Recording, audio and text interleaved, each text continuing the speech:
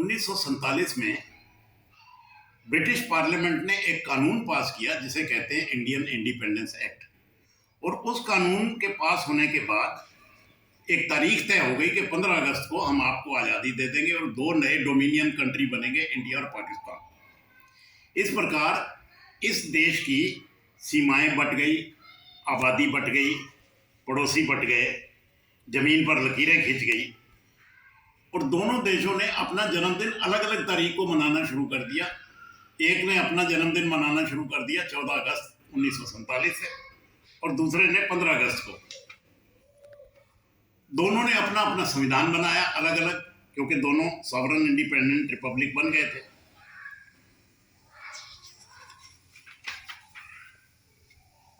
भारत ने जो संविधान बनाया अपना, उनको संविधान बनाने में लगे 3 साल से भी कम समय का, मतलब 2 साल 11 महीने और 17 दिन।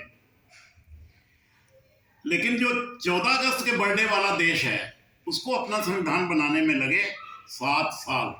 1956 में जाके उनका संविधान फाइनल हुआ, जबकि हमारा तो 26 नवंबर 1949 को फाइनल हो गया। 1956 वाला संविधान कई बार टूटा, 2 साल बाद ही 58 में टूट गया। संविधान टूटना उसको कहते हैं जब संविधान के हिसाब से सरकार नहीं चलती, तख्ता पलट जाता है, सेना शासन करना शुरू कर देती है। तो 14 अगस्त को बर्थडे मनाने वाले का संविधान पहले 1956 में टूटा, फिर 1958 में टूटा, फिर 1969 में टूटा, फिर 1978 में टूटा। इस प्रकार वो समय समय पर टूटता रहा, मतलब वहां पर तख्ता पलट होता रहा। दूसरा संविधान चट्टान की तरह मजबूत रहा और मैं बताता हूं आपको कि पिछले 70-75 सालों में इस संविधान ने, इस बाबा साहब अम्बेडकर के संविधान ने कितनी चुनौतियां झेली हैं और उसके बावजूद ये चट्टान की तरह अडिग रहा है and it has stood the test of time. इन 70-75 सालों में देश में बाढ़ आई, सूखा पड़ा, भूचाल आया, सुनामी आई, बादल फटे, प्राकृतिक आपदाएं आई, कास्ट राइट्स हुए, कम्युनल राइट्स हुए, कई बार हमें युद्ध करने पड़े पड़ोसी देशों से इसी संविधान के अंतर्गत। और एक ऐसा दौर भी आया जब देश में इमरजेंसी लगानी पड़ी और नागरिकों के मौलिक अधिकार समाप्त हो गए कुछ अरसे के लिए, लेकिन कुछ समय बाद संविधान फिर पटरी पर वापस आ गया।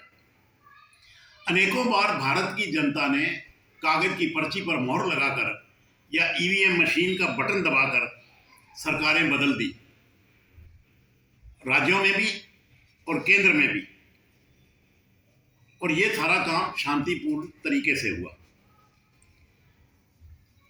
इस संविधान ने वो दौर भी देखा जब संसद पर अटैक हो गया, भारत के प्रजातंत्र पर हमला हो गया, प्रजातंत्र के मंदिर पर, और ये हुआ 13 दिसंबर 2001 को। दो प्रधानमंत्री या प्रधानमंत्री पद पर रहने वाले लोग जो सरकार के मुखिया थे, उनकी हत्या हो गई। इस संविधान के अंतर्गत सर्जिकल स्ट्राइक की गई एनिमी टेरिटरी में, शत्रु सीमा में घुस के।